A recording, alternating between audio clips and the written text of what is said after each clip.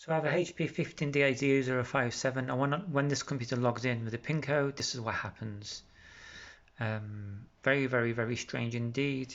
Can make up the time here, 14, but very, very strange.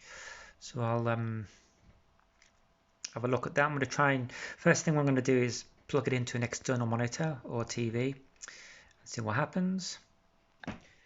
So here we go, here we are, back to this again, the screen. So I've just plugged it into an external screen, i.e. my TV, and that's the output. So you've got that through a HDMI lead from there to the TV, and that's the output. So obviously the clue is, I just actually is worth saying, I just put this laptop screen in, so it's clear that the LCD screen or the LED screen is the culprit here.